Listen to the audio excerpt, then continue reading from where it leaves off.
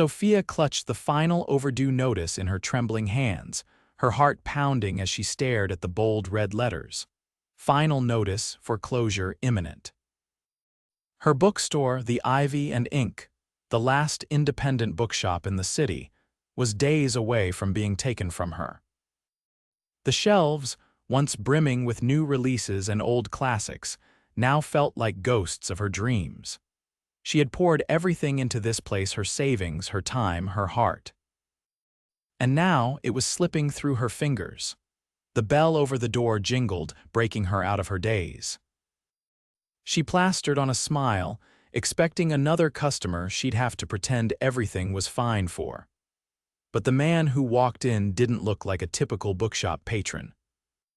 He was tall, broad-shouldered, and devastatingly handsome in a crisp navy suit that fit him too perfectly to be off the rack. His dark hair was neatly styled, his sharp jawline clean-shaven, and his piercing blue eyes scanned the store with an intensity that made her stomach tighten. He didn't belong in her world of dusty books and second-hand paperbacks. He belonged in a boardroom, negotiating million-dollar deals, not stepping into a failing bookstore that reeked of old paper and desperation. "Can I help you?" she asked, forcing herself to sound calm. He turned toward her, his gaze locking onto hers with a confidence that made her breath hitch. "I'm looking for the owner." "That would be me," she said, crossing her arms and trying to ignore the way his presence unsettled her. Men like him didn't walk into places like this unless they wanted something. Something told her she wasn't going to like what he had to say. His lips quirked in interest. "You're Sophia Carter," she frowned. "Yes, and you are Grayson Sinclair." Her stomach dropped. She knew that name. Everyone in the city did. Grayson Sinclair was one of the most powerful real estate investors in the country. A millionaire several times over. He bought buildings, flipped businesses, and had a reputation for being ruthless. And now he was standing in her shop, her fingers tightened around the final notice in her hand. "If you're here to talk about the building, I already know I'm behind on payments." "I don't need a reminder." His gaze flickered to the paper, then back to her. "I'm not here to remind you, I'm here to make an offer." She stiffened. "Let me guess you want to buy the building and turn it into luxury condos." His lips pressed together, but he didn't deny it. "This location is valuable." Of course it was. That was why she had fought so hard to keep it. Her heart pounded. "I'm not selling." Something flashed in his eyes, something unreadable. "You might not have a choice." She swallowed hard. She knew that. If she couldn't pay up, the bank would take it from her, and then someone like Grayson would swoop in and turn her dream into dust. But she wasn't going down without a fight. "I appreciate the offer," she said, her voice steady despite the storm inside her. "But this bookstore means everything to me. I won't let it go without trying." A long silence stretched between them. Then, to her surprise, Grayson exhaled and slid his hands into his pockets, studying her like she was a puzzle he couldn't quite solve. "You really love this place, don't you?" Sophia's throat tightened. "More than anything." For a moment, something softened in his expression. But just as quickly as it appeared, it was gone, replaced by the polished steel of a businessman. "I'll be in touch," he said, turning toward the door. She crossed her arms. "Don't bother." He glanced back at her, a flicker of amusement in his blue eyes. "Oh, I will." And then, just like that, Grayson Sinclair walked out of her bookstore, but something told her he wasn't walking out of her life. The next morning, Sophia arrived at the shop early, determined to figure out a way to save it. She had 1 week before the bank would start proceedings. She was halfway through running numbers in her notebook when the bell jingled again. She looked up and nearly dropped her pen. Grayson. But this time, he wasn't alone. A man in a tailored gray suit followed him, carrying a briefcase. "What are you doing here?" she demanded. Grayson didn't answer immediately.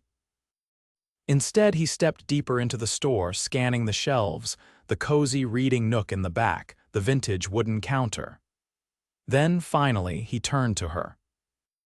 "I bought the building." The words hit her like a slap. "What?" she breathed. "I bought it," he repeated, his tone matter-of-fact. "You no longer owe the bank anything?" Sophia's head spun. "You," she took a step forward, heat rising in her chest. "You can't just—" "I can," he said simply. "And I did." Anger and confusion warred inside her. "Why?" Grayson studied her for a long moment. Then his voice dropped lower, quieter. "Because I don't think this place should disappear." Her breath caught. She had expected him to gloat, to tell her he was turning it into something new. But instead, he'd saved it. She wasn't sure whether to feel relieved or furious. She straightened her spine. "So what happens now? Do I work for you?" A corner of his mouth lifted. "No, Sophia." He took a step closer, his presence overwhelming. "You still own the bookstore." "I just own the building." Her mind reeled. She hadn't lost the store, he had saved it. But why?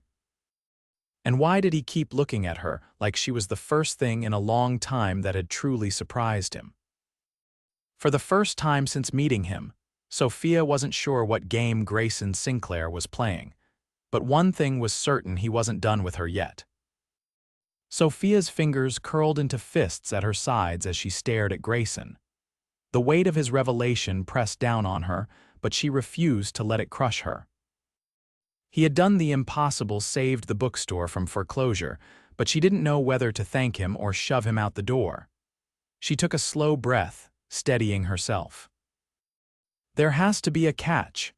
Grayson's expression remained unreadable, though something flickered in his blue eyes, something she couldn't quite place. "No catch." "I own the building, but the bookstore is still yours to run." Her pulse drummed in her ears. This was surreal. She had spent the last few months scrambling for solutions, and now, in one swift move, he had taken away the immediate danger.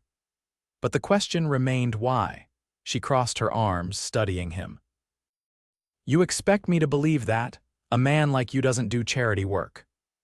A low chuckle escaped him, and for the first time, she saw something close to amusement soften his sharp features. "You're right, I don't." He stepped closer, his voice dropping just enough that it sent a shiver down her spine. "But I do make investments." Her stomach tightened. "So that's what this is." "An investment?" His gaze didn't waver. "Yes, and you, Sophia, are part of it." The way he said her name made her breath catch. There was something deliberate about it, as if he were testing the way it felt on his tongue. She swallowed, ignoring the way her heart reacted. "What exactly does that mean?" Grayson glanced around the store, his eyes lingering on the empty spaces on the shelves, the worn-out furniture, the outdated sign in the window. "This place has potential, it just needs the right push to thrive." Her jaw tensed. "I don't need you to fix my store." He tilted his head slightly, considering her. "Then what do you need?" The question caught her off guard. No one had asked her that, not really. People pitied her, sympathized with her struggle, but no one had ever looked at her like this with genuine curiosity, as if he actually wanted to know the answer. She squared her shoulders. "I need time and customers, and a way to make this place stand out again." A thoughtful silence stretched between them before Grayson nodded. "Then let me help." Sophia narrowed her eyes. "Why do you care so much?" He didn't answer right away. Instead, he reached into his suit jacket and pulled out a sleek black wallet. From it, he retrieved a crisp business card and placed it on the counter. "Meet me for dinner tonight," he said, his tone leaving no room for argument. "I have a proposal." She glanced down at the card. His name was embossed in silver, his company's logo gleaming beneath it. Her instinct told her to refuse. She didn't want to owe him anything. But another part of her, the part desperate to save the bookstore, knew she couldn't afford to be proud. She exhaled sharply. "Fine, one dinner. But I'm not agreeing to anything until I hear what you have to say." Grayson's lips curved slightly, as if he had expected her resistance. "Fair enough." And with that, he turned and walked out, leaving her standing there, heart pounding, mind racing. Sophia arrived at the restaurant that evening feeling completely out of place. The moment she stepped inside, she realized she had underestimated just how different their worlds were. The restaurant wasn't just expensive, it was the kind of place where reservations had to be made months in advance. Crystal chandeliers cast a golden glow over the dimly lit space, and the scent of truffle and aged wine filled the air. She resisted the urge to smooth down her dress. It was the nicest one she owned, but compared to the designer outfits around her, she felt like a shadow in a room full of stars. A hostess guided her toward the back, where Grayson was already seated at a private table. He looked completely at ease, his suit impeccable, his presence commanding. As she approached, he stood a gesture that surprised her. "You came," he said, his tone holding something that almost resembled approval. She sat down, lifting her chin. "I said I would." A waiter appeared almost instantly, pouring her a glass of wine without asking. She eyed it warily before focusing on Grayson. "Let's get to the point," she said. "What's this proposal?" Grayson leaned back slightly, studying her as if measuring her reaction before he spoke. "I want to turn your bookstore into something bigger." Her stomach twisted. "Bigger? You have a loyal customer base, but it's not enough to sustain this place long term. With the right changes, you could expand, offer events, exclusive book releases, a cafe. Make it a destination, not just a shop." She frowned. "That sounds expensive." His lips twitched. "That's where I come in." Her pulse quickened. "You're offering to invest. Think of it as a partnership," he said smoothly. "I'll handle the financial side. You'll oversee the creative vision." She stared at him, suspicion creeping in. "And in return," Grayson's gaze locked onto hers, unwavering, "in return, I get a percentage of the profits once the store turns around." Sophia's fingers tightened around her napkin. It made sense, too much sense. But working with him, having him involved in her dream, she wasn't sure if she could trust him. "You barely know me," she said, searching his face. "Why are you willing to take this risk?" For the first time, something unguarded flickered in his expression. "Because I know what it's like to fight for something you believe in." Her breath caught. There was something in his tone, something raw, hidden beneath the polished exterior. Before she could respond, the waiter returned with their meals. As they ate, the conversation shifted.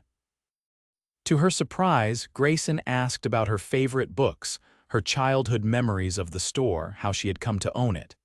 And even more surprisingly, he listened. By the time the plates were cleared, she realized something unsettling had happened. She had started to see him differently. He wasn't just the ruthless businessman she had assumed he was. There was something else beneath the surface, something deeper, something real. And that terrified her. Because the more she saw of him, the more dangerous he became. Sophia sat in the passenger seat of Grayson's sleek black car, her fingers pressing into the soft leather of her clutch. The city lights blurred past them, casting flickering shadows on the windshield. She still couldn't believe she had agreed to this, letting him drive her home after their dinner, after his proposition, after that look in his eyes that made her feel like he saw things in her she hadn't even admitted to herself. The air inside the car was thick with unspoken tension, a pull between them that neither had acknowledged yet. She wasn't sure she wanted to. Grayson drove with the same precision he did everything else, controlled, deliberate. His sleeves were rolled up just enough for her to catch the faintest glimpse of a watch that probably cost more than her entire store inventory. She hated how effortlessly he fit into this world of power and wealth, while she was still figuring out how to keep her dreams from slipping through her fingers. "You're quiet," he remarked, his voice steady. She turned toward him, catching the reflection of passing streetlights in his eyes. "I'm thinking about my offer, about a lot of things." A pause stretched between them before he spoke again. "You don't trust me." It wasn't a question. She exhaled, shifting against the seat. I don't trust anyone who makes decisions for me before I have a say in them. His grip on the wheel tightened slightly. I didn't make a decision for you. I made one that gave you a choice. She wanted to argue, but the truth of his words pressed against her. If he hadn't stepped in, the bookstore would be gone. He hadn't taken it from her, he had given her the chance to fight for it. Still, she wasn't ready to hand over control just yet. As they pulled up in front of her apartment building, he turned to face her fully. The glow from the dashboard cast shadows along his jawline, making him look even more unreadable. I meant what I said, he murmured. I don't invest in things I don't believe in. Her heartbeat stumbled. There was something about the way he said it, something that made her feel like he wasn't just talking about the bookstore anymore. She reached for the door handle, needing space, but hesitated. I'll think about it. His expression didn't change, but there was something in his gaze that made her pulse quicken. Take your time, Sophia. But not too much. She stepped out of the car, the night air cooling her heated skin. As she walked toward her apartment, she didn't look back, even though she felt his eyes on her the entire way. The next morning, she arrived at the bookstore earlier than usual, unlocking the door with a sense of determination she hadn't felt in weeks. If she was going to consider Grayson's offer, she needed to understand exactly what she was getting into. She spent the day combing through business records, mapping out costs, and making lists of what she would need to implement the changes he had suggested. The more she analyzed it, the more it became clear he wasn't wrong. The store needed more than just survival, it needed a reinvention. Late in the afternoon, she heard the familiar jingle of the doorbell. She looked up, expecting a customer, but of course it was him. Grayson stepped inside, the confidence in his stride unwavering. Today, he had ditched the suit jacket, his sleeves rolled up again, revealing the strong lines of his forearms. She set down her notebook. You have a habit of appearing when I least expect you. He leaned against the counter, studying her. And when do you expect me? She ignored the way her stomach tightened. I've been going over the numbers, she said, pushing past the tension. You were right about one thing, this place needs a change. His expression remained unreadable. And, she crossed her arms, and I'm not saying yes yet. But I'm not saying no either. Something flickered in his eyes, satisfaction maybe. That's progress, she sighed. If I do this, I need to be involved in every decision. No surprises. His lips parted slightly, as if he was about to push back, but then he inclined his head. Agreed. The ease of his concession threw her off balance. She had expected him to fight for control, to dictate terms. Instead, he was giving her power. Fine, she said, lifting her chin. Then let's talk details. They spent the next few hours going through potential plans, expanding the store's layout, bringing in more interactive elements, hosting exclusive book signings. As they worked, she saw a different side of him. He wasn't just a businessman with a sharp mind for numbers. He had insights she hadn't considered, ideas that actually excited her. At one point, she caught herself smiling. Grayson noticed. You don't do that often, do you? She blinked. Do what? Smile like that. She hesitated, then looked away. I haven't had much reason to lately. His gaze lingered on her for a moment before he spoke. Then let's change that. The words settled between them, heavier than she expected. She swallowed, suddenly aware of how close they were. The store had grown quiet, the city noise a distant hum outside. She stepped back, needing space. I should lock up soon. Grayson didn't move right away, but then, finally, he nodded. I'll see you tomorrow, then. And just like that, he turned and left, leaving her standing in the middle of the store, her heart racing for reasons that had nothing to do with business. Sophia stood in the middle of the bookstore, staring at the plans they had mapped out over the past few weeks. The transformation was happening faster than she had expected. New shelves had been installed, a cafe space was under construction in the back, and pre-orders for exclusive book signings had already begun. And Grayson had been there every step of the way. He had followed through on every promise, never once making her feel like she was losing control of her own dream.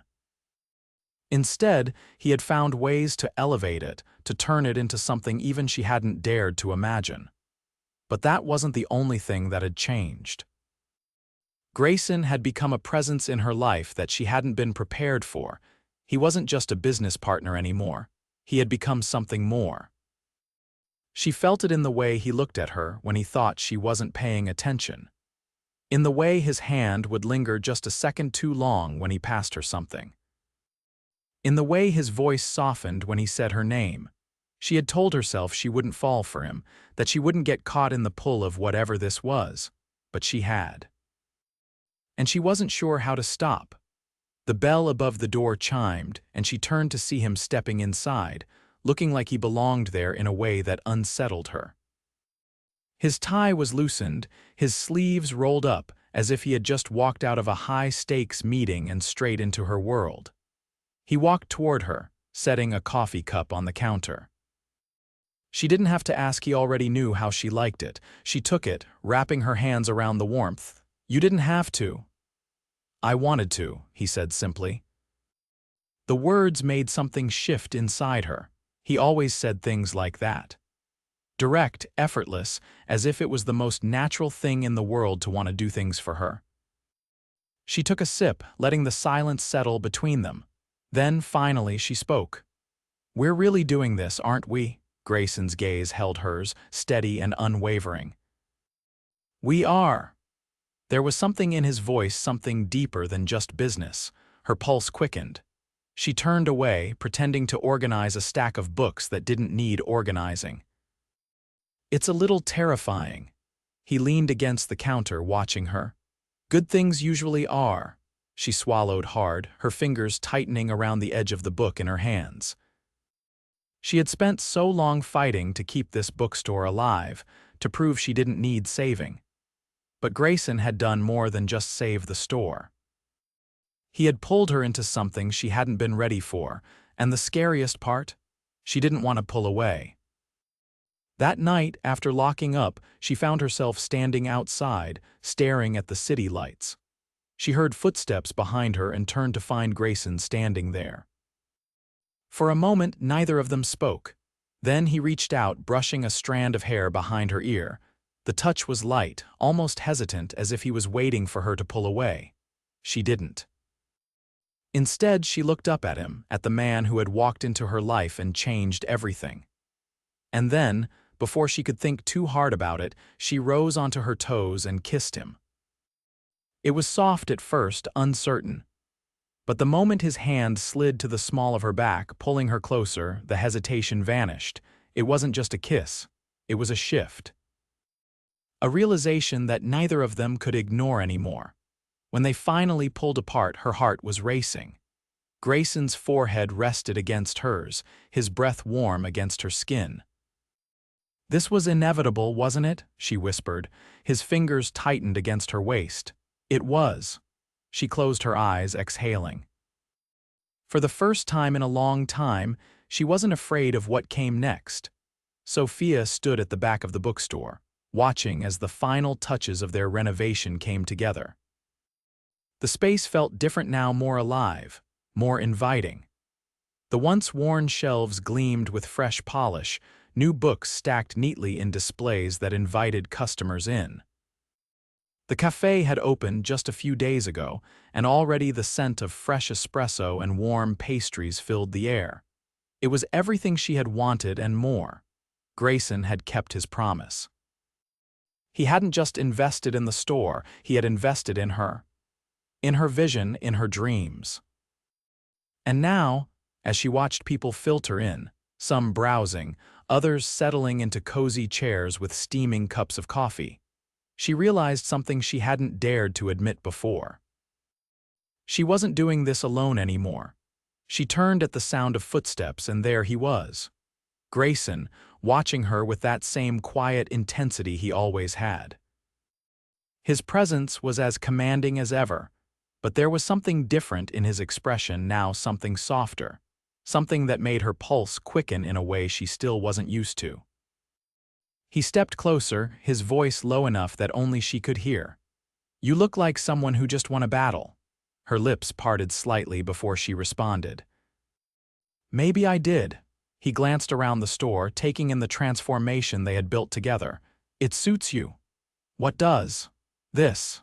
His gaze returned to hers, steady and unwavering. "Success." The word settled deep inside her, heavier than she expected. She had spent so long fighting to keep this place alive, never allowing herself to imagine what it would feel like to actually thrive. And now, standing here, she finally let herself believe it. But as much as the bookstore had changed, something else had shifted to something between them. The kiss they had shared that night outside her apartment had altered everything. They hadn't spoken about it since, but it lingered in every glance, in every touch that lasted just a little too long. And she knew, without a doubt, that they couldn't keep pretending it hadn't happened. Grayson's voice broke the silence. "We should celebrate." She lifted a brow. "You mean beyond the grand reopening event next week?" He shook his head, a rare glint of something playful in his eyes. "No. Just us."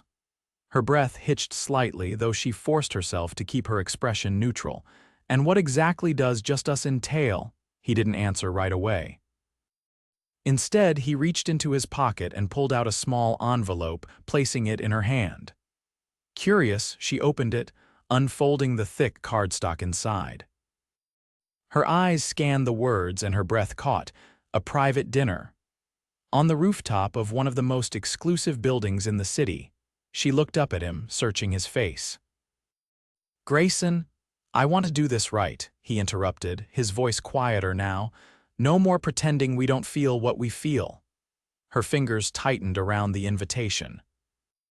The ground beneath her feet felt unsteady, as if she had been standing at the edge of something for weeks, and was only now realizing how close she was to falling. But maybe falling wasn't the worst thing. She exhaled slowly, then nodded. "All right." For the first time since she had met him, she saw something close to relief flicker across his expression. And just like that, there was no turning back. That evening, Sophia stepped onto the rooftop, the city stretching out in glittering lights below her. A carefully arranged table sat in the center, candles flickering against the breeze.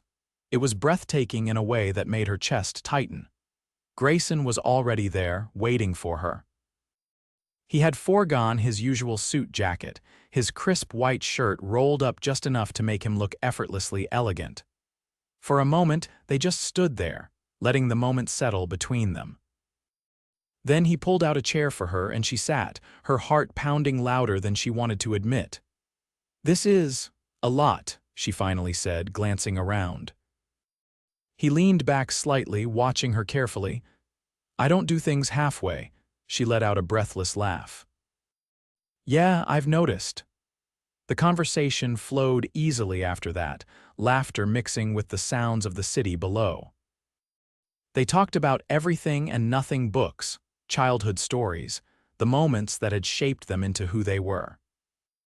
And then, when the plates were cleared and the city lights cast shadows across the table, his expression turned serious. "I've spent my whole life building things," he said, his voice quieter now.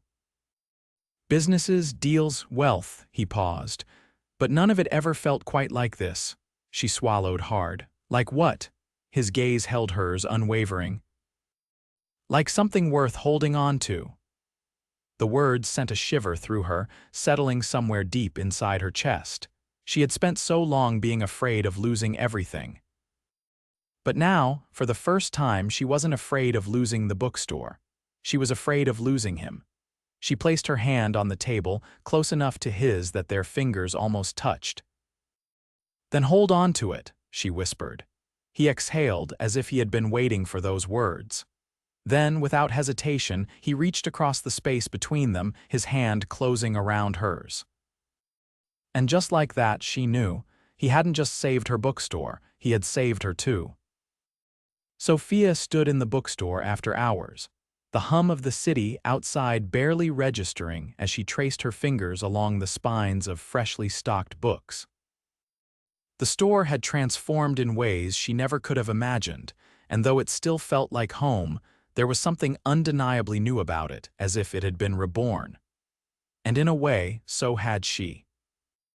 Grayson had become more than just the man who saved her bookstore, more than a business partner. He had become woven into the very fabric of her life, and no matter how much she had resisted at first, she knew now that she didn't want to fight it anymore. The door behind her clicked shut, and she turned to see him standing there, his presence filling the space in that way only he could. His tie was loosened, the top button of his shirt undone, a rare sign of anything less than complete composure. But it wasn't his attire that caught her attention, it was the way he looked at her, like she was the only thing in the world worth seeing. He moved toward her, each step deliberate, until he was close enough that she could feel the warmth radiating from him. "This place suits you," he said, his voice low. Her lips lifted slightly. "You've said that before." He studied her, something unreadable flickering in his gaze. "And I meant it every time." A silence stretched between them, not uncomfortable, but charged with something unspoken, something they had been dancing around for too long. Sophia exhaled, gathering the courage to say what had been weighing on her. "I was scared, you know," she admitted. "Not just of losing the bookstore, but of what it would mean to let you in." His expression didn't change, but there was a shift in the air between them. "And now," she reached for his hand, threading her fingers through his. "Now I think I'd be more scared of letting you go." A slow breath escaped him, his grip tightening around hers. "Then don't." And just like that, the last of her hesitation melted away. He pulled her closer, one hand settling at her waist, the other coming up to cup her face. His touch was gentle, reverent, as if he was memorizing every inch of her. When he kissed her, it was different than before. There was no uncertainty, no hesitation. It was deep and certain and filled with everything they had been holding back for far too long. This wasn't an ending. This was a beginning. Weeks passed, and life fell into a new rhythm, one where Grayson was no longer just a part of her business, but a part of her days, her nights, her everything. The bookstore flourished under their partnership, drawing in more people than ever before. Exclusive book signings became a staple event. The cafe buzzed with customers daily. And for the first time in years, Sophia no longer worried about keeping the doors open. But beyond all of that, there was him. Their relationship had deepened in ways she hadn't expected. Grayson, the man who had once seemed so untouchable, had become the person she trusted most. He challenged her, supported her, and made her feel like she was capable of more than she ever thought possible. One evening, after closing up the store, he took her hand and led her outside without explanation. She followed him through the city streets, the evening air cool against her skin. When they reached a quiet rooftop terrace overlooking the skyline, she turned to him with a questioning look. "What are we doing here?" she asked. Grayson didn't answer right away. Instead, he reached into his pocket and pulled out a small velvet box. Her breath caught. "I've spent my life building things," he said, echoing words he had once spoken to her. "But nothing I've ever built has meant as much as you." Tears pricked at her eyes as he dropped to one knee, flipping the box open to reveal a stunning diamond ring. "Sophia," he continued, his voice steady but filled with emotion, "you changed everything for me. You made me see that there's more to life than just success. You made me see that love is the most important thing of all. I don't want to spend another day without knowing you're mine. Will you marry me?" The world blurred for a moment, everything narrowing down to the man kneeling before her, the love in his eyes, the weight of what he was asking. And there was only one answer. "Yes," she whispered, then louder with absolute certainty. "Yes." Grayson slid the ring onto her finger, then stood, pulling her into his arms. He kissed her deeply, as if sealing a promise that neither of them would ever break. The wedding was intimate yet breathtaking, held in a sprawling garden estate that felt like something out of a storybook.